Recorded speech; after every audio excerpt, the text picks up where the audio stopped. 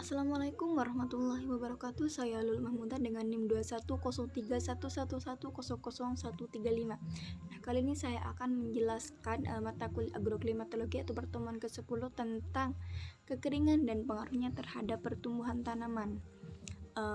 Langsung saja, kekeringan yaitu definisi dari kekeringan secara umum sebagai kekurangan curah hujan dalam suatu periode tertentu.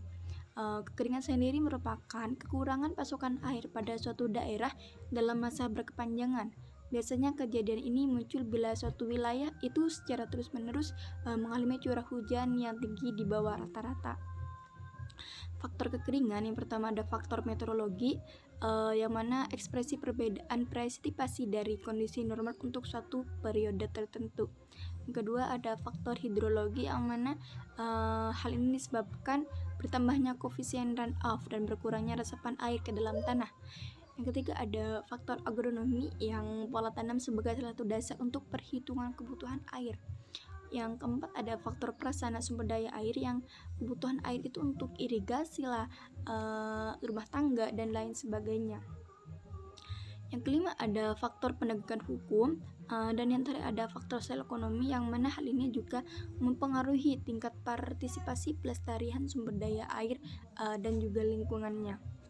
Yang selanjutnya ada jenis-jenis kekeringan alami yaitu yang pertama ada kekeringan meteorologis, yang mana hal ini berkaitan dengan curah hujan di bawah normal dalam satu musim di suatu kawasan. Yang kedua ada kekeringan hidrologis, yang berkaitan dengan kekurangan pasokan air permukaan dan air tanah. Selanjutnya ada kekeringan agronomis, yang hal ini berhubungan berkurangnya lengah tanah atau kandungan air dalam tanah. Dan yang terakhir ada kekeringan sosial ekonomi, yang mana hal ini juga kondisi di mana pasokan komoditi ekonomi itu kurang dari kebutuhan normal atau biasanya. Dan yang selanjutnya ada cekaman kekeringan. Cekaman itu pada tingkat tanaman, defisit air tanah merupakan kendala lingkungan penting yang mempengaruhi semua proses fisiologis yang terlibat dalam pertumbuhan dan perkembangan tanaman. Untuk selanjutnya ada fisiologi, molekuler, dan biokimia. Respon fisiologi itu kekeringan dapat menurunkan fotosintesis yang disebabkan oleh penutupan stomata dan pengaruh metabolis. Penutupan stomata akan menurunkan konsentrasi CO2 seluler. Adaptasi tanaman terhadap cekaman kekeringan itu tanaman C4 dan CAM mengembangkan strategi dalam penangkapan CO2 untuk pembentukan gula pada kondisi ketersediaan air yang terbatas, dan juga metabolisme juga melibatkan asimilasi.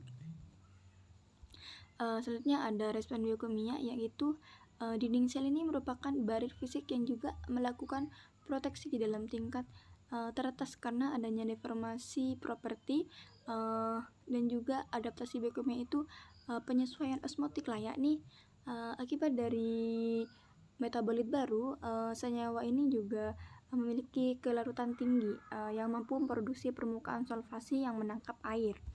Dan yang terakhir itu ada respon molekuler, yang terjadi perubahan dalam pola ekspresi pada tanaman yang mengalami kekeringan, dan dalam proses awal dan seperti sinyal transduksi, faktor transkripsi, dan lain sebagainya. Dan ada respon adaptif, yang konsekuensi dari terjadinya perubahan ekspresi. Mungkin hanya ini yang dapat saya sampaikan, kurang lebihnya mohon maaf. Wassalamualaikum warahmatullahi wabarakatuh.